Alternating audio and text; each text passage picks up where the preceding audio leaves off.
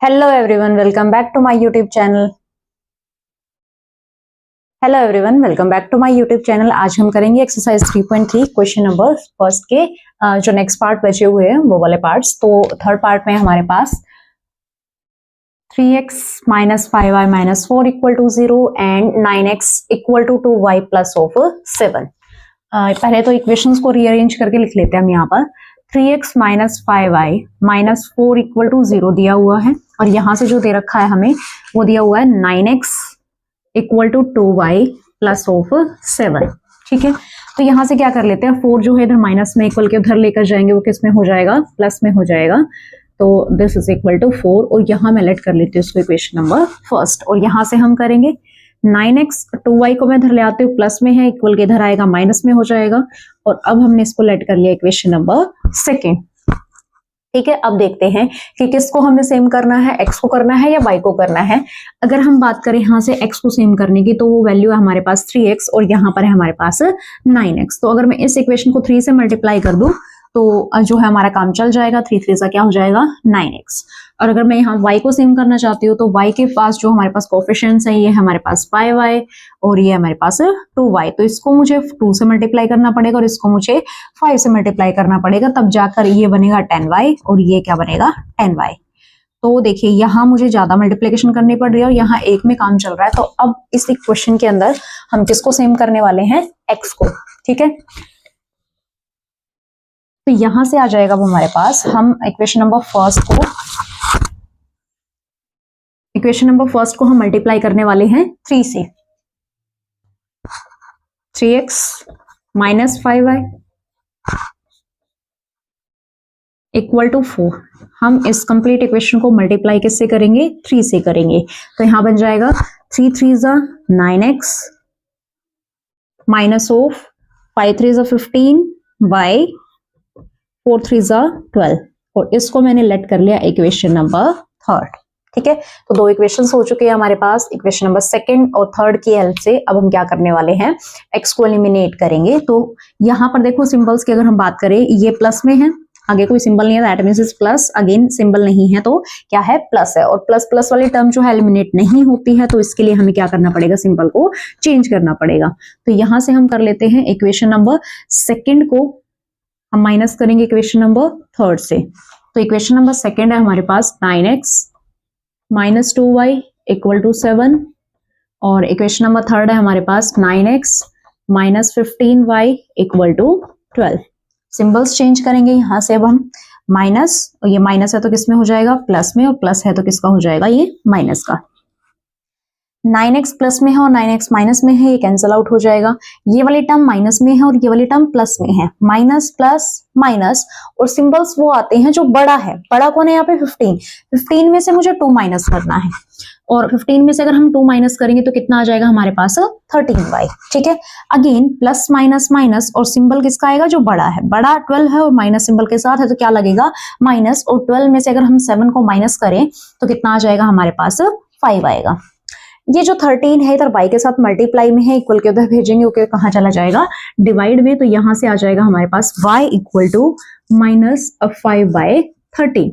ठीक है, तो यहां से अब हमारे पास आ चुकी है वैल्यू ऑफ y। अब हम निकाल लेंगे x की वैल्यू, और x की वैल्यू के लिए अब हम किसी भी एक इक्वेशन में जो है यहाँ पर पुट डाउन करने वाले हैं। तो मैं यहाँ फर्स्ट इक्वेशन में पुट कर रही हूँ, तो लिखेंगे यहाँ से put the value of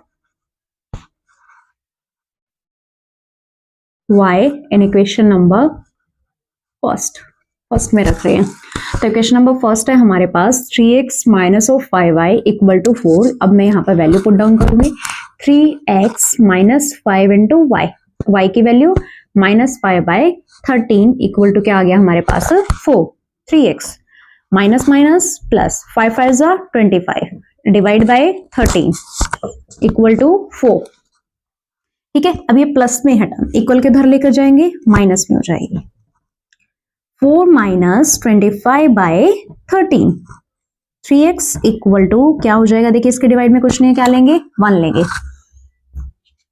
LCM कितना आ जाएगा हमारे पास, 13 एंड देन क्रॉस करेंगे, क्रॉस मल्टीप्लिकेशन हो जाएगी यहाँ से। 13 4 जा 52, 25 1 जा 25। ठीक है,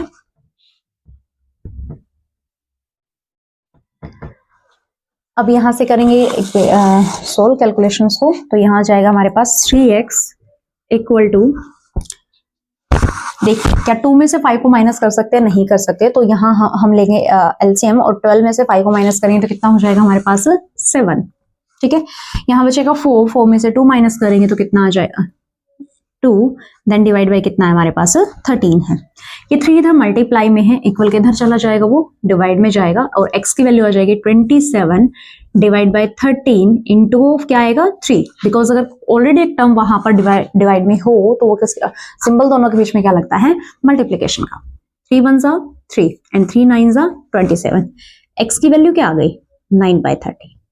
और y कितना है हमारे पास? y है हमारे पास -5/13। ठीक है, तो यहां से हमारा x भी निकल गया और हमारा y भी निकल गया। अगर आप इसी इक्वेशन को सोल्व करते हो बाय सब्स्टिट्यूशन मेथड तो वहां से भी आपकी वैल्यू सेम ही आएंगी। तो ये आप इस फिक्र में मत रहना कि क्वेश्चन आपको करना कैसे है या कौन सा मेथड, क्योंकि क्वेश्चन क्या दिया होता है, कई बार जब एग्जाम में आएगा तो क्वेश्चन लिखा होगा सोल्व, जैसे यहाँ लिखा हुआ है, सिर्फ इतना ना लिख के कि given by linear equations by the elimination method and substitution method, ऐसा ना लिख करके कई बार वो क्या देता है? इक्वेशंस दे देता है और डायरेक्टली बोलता है कि सोल्व करो। ठीक है, सोल्व द इक्वेशंस।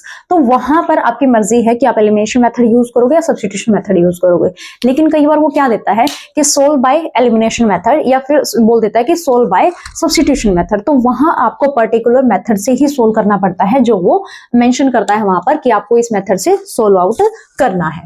ठीक है, तो अब यहां से हम करते हैं जो हमारा नेक्स्ट पार्ट है, फोर्थ पार्ट। और फोर्थ पार्ट में देखिए आपको जो है डिवाइड में वैल्यूज दे रखी है, डिनोमिनेटर्स में कुछ वैल्यूज हैं। तो अगर हमारे पास इस तरह की इक्वेशंस आती है तो हम क्या करते हैं? पहले इक्वेशन को किया जाता है सिंप्लीफाई। आप उसकी सिंप्लीफिकेशन करो और सिंप्लीफिकेशन करने के बाद वो एक सिंपल सी इक्वेशन में कन्वर्ट हो जाएगा। फिर अपने मेथड वही जो है प्रोसेस में हम लेकर आएंगे जो अभी तक हम करते आए हैं। तो यहाँ जो इक्वेशन मुझे फर्स्ट इक्वेशन दे रखी है वो मैं पुट डाउन कर रही हूँ, x/2 plus 2y divide by 3। ठीक है, मैंने सिर्फ अभी एक इक्वेशन लिखी है और इसको भी हम सिंप्लीफाई कर रहे हैं, देन हम फिर आगे सेकेंड लिखेंगे और उसको सिंप्लीफाई करके फिर लिखेंगे। तो यहाँ से अगर हम बात करें, यहाँ के डिवाइड में जो है 2 दिया हुआ है और यहाँ डिवाइड में 3 दिया हुआ है। तो मैंने आपको पहले भी बताया हुआ है कि जब आपके पास एक ओड वैल्यू है और एक इवन वैल्यू है और आपको लेना है यहाँ से एलसीएम, और जब वो ओड और इवन वैल्यूज भी ऐसी है जो किसी एक कॉमन टेबल पर नहीं जाती, तो हम क्या करते हैं? इन दोनों के मल्टीप्लीकेशन क्या जाता है? हमारा एलसीएम आ जाता है।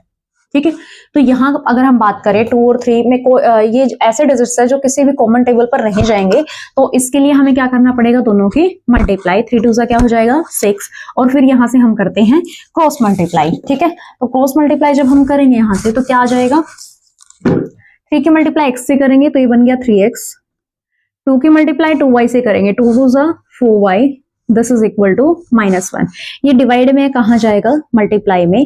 3x plus 4y equal to -1 into क्या करेंगे? 6 करेंगे, तो ये बन जाएगा हमारे पास 3x plus 4y, this is equal to -6। और अब हम इसको लेट कर लेते हैं इक्वेशन नंबर फर्स्ट। ठीक है, अब यहाँ से मैं जो सेकंड इक्वेशन दे रखी है इनको जो है पुट डाउन करेंगे और इसको सिंप्लीफाई करके फिर अगेन एक इक्वेशन यहाँ से हम बनाने वाले हैं, x minus Y by 3, this is equal to 3।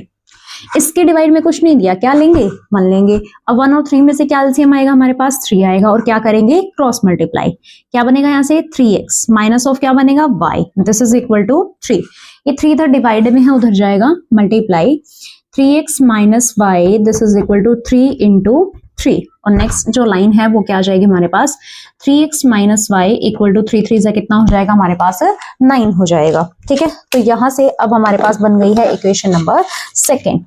तो ये हो गई हमारे पास इक्वेशन नंबर सेकेंड।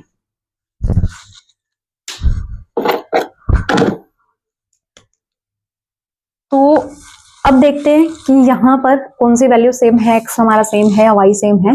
तो अगर हम x की बात करें, यहाँ 3x है और यहाँ पर भी कितना है? 3x है, ऑलरेडी सेम है, हमें सेम करने की जरूरत ही नहीं है। और यहाँ पर है ये पॉजिटिव और यहाँ पर भी क्या है? पॉजिटिव है। तो अब हमें क्या करना पड़ेगा? जो इक्वेशन नंबर फर्स्ट है उसमें से हमें माइनस करना पड़ेगा इक्वेशन नंबर सेकेंड को। तो इक्वेशन नंबर फर्स्ट जो है वो हम पुट डाउन कर रहे हैं यहाँ पर, 3x plus 4y, this is equal to -6। और यहाँ पर है हमारे पास 3x minus Y equal to 9। ठीक है, हम कर रहे हैं माइनस, तो सिंबल्स को हमें करना पड़ेगा चेंज। ये प्लस में है तो माइनस में, माइनस में है तो प्लस में, और प्लस में है तो माइनस में। 3x से 3x कैंसिल आउट हो गया बिकॉज एक प्लस में था और एक माइनस में था। प्लस प्लस प्लस ही होती है। 4y में अगर हम y को ऐड करेंगे तो कितना आ जाएगा हमारे पास 5y equal to minus minus plus, और सिंबल किसका आएगा माइनस का, और 9 में 6 ऐड करेंगे तो हमारे पास कितना आ जाएगा 15। 5 इधर मल्टीप्लाई में है, इक्वल के उधर लेकर जाएंगे, वो डिवाइड में चला जाएगा। डिवाइड बाय 5, 5 1 जा 5 एंड 5 3 जा 15। y की वैल्यू कितनी आ गई यहाँ से -3। y की वैल्यू आ गई। अब किसकी वैल्यू निकालेंगे, x की निकालेंगे। तो आप किसी भी एक इक्वेशन में वैल्यू पुट कीजिए और निकालिए। मैं यहाँ इक्वेशन नंबर 2 में वैल्यू पुट कर रही हूँ, तो लिखेंगे यहाँ से पुट द वैल्यू ऑफ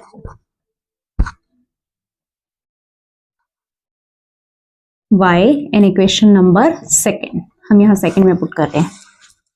तो इक्वेशन नंबर 2 है हमारे पास 3x minus Y equal to 9। ठीक है, तो 3x माइनस y कितना है हमारे पास -3 इक्वल टू 9। माइनस माइनस क्या हो गया, प्लस हो गया, इक्वल टू 9। अब ये प्लस में इक्वल के उधर जाएगा माइनस में। 9 माइनस 3, और 9 में से 3 अगर हम माइनस करेंगे तो क्या बन जाएगा हमारे पास 6। 3x इक्वल टू क्या आ चुका है 6 आ गया है, और 3 जो है इधर मल्टीप्लाई में इक्वल के उधर भेजेंगे तो वो डिवाइड में जाएगा। 3 1 जा 3 एंड 3 2 जा 6। x की वैल्यू कितनी आ गई है 2 आ गई है, और y कितना है हमारे पास -3। तो यहाँ से हमारा x भी निकल गया है और y भी निकल गया है।